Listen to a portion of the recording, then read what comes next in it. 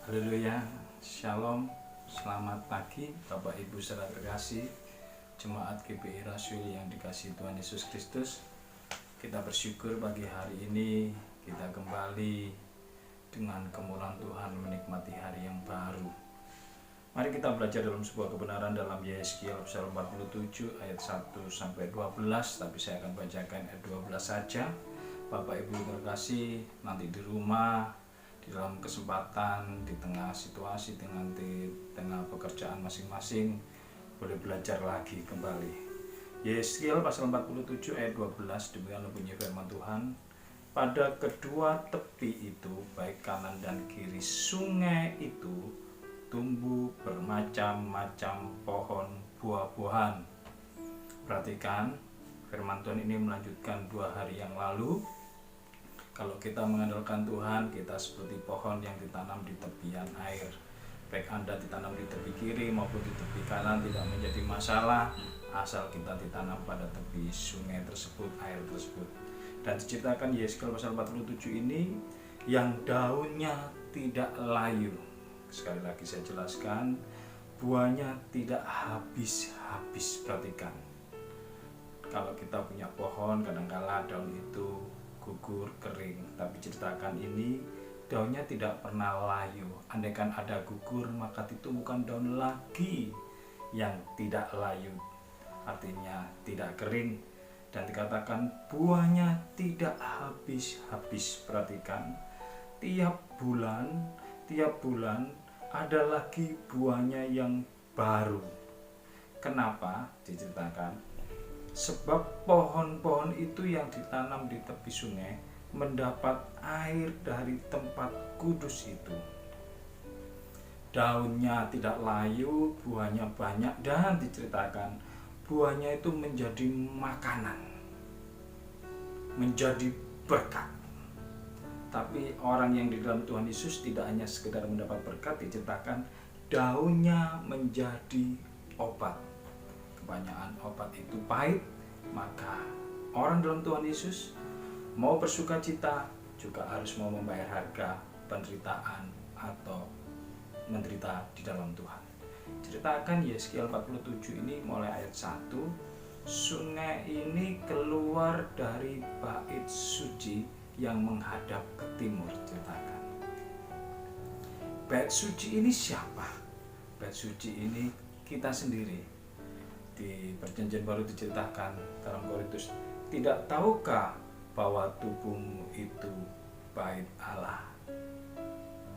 Apa yang disebut dengan bait Allah atau gereja?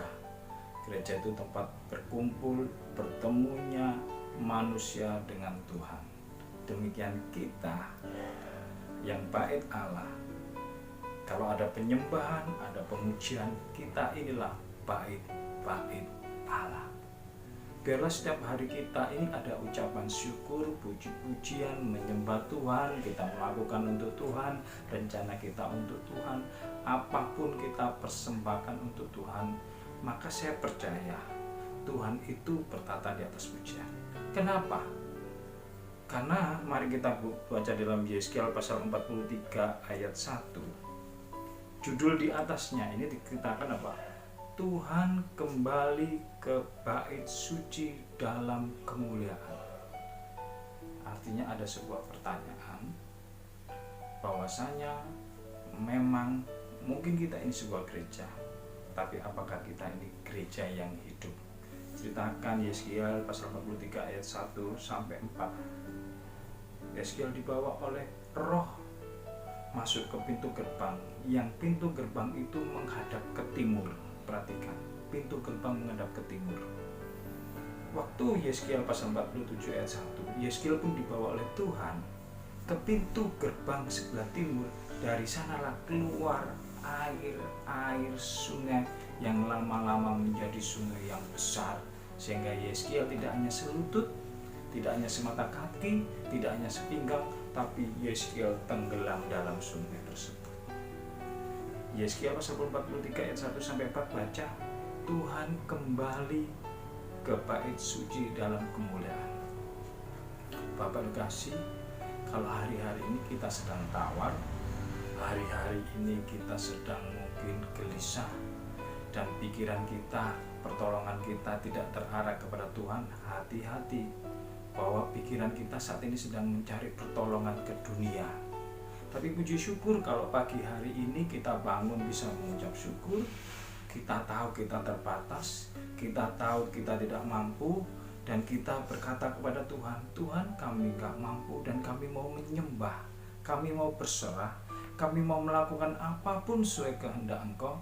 Bertatalah di dalam hidup kita. Maka Tuhan ketika kembali dalam hidup kita, bertata di bait Allah kita, dan ada pertemuan dengan Tuhan, saya percaya ada air-air yang mengalir, yang lama-lama tidak hanya semata kaki, tidak hanya selutut, tidak hanya sepinggang, tapi kita tenggelam dalam air itu, menyembah Tuhan, memuji Tuhan.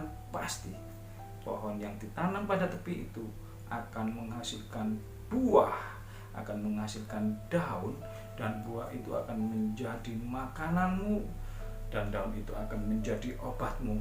Tidak hanya sekedar kenyang, tapi ketika engkau menghadapi masalah, Tuhan menolong engkau dengan daunnya. Demikian mari kita sekali lagi hari-hari ini kita lebih lagi tertanam, bait kita sediakan buat Tuhan, supaya Tuhan bertata dalam hidup kita, kembali dalam kemuliaannya, menguasai kita, dan ketika kita melakukan apapun hari ini, semua karena kebaikan Tuhan.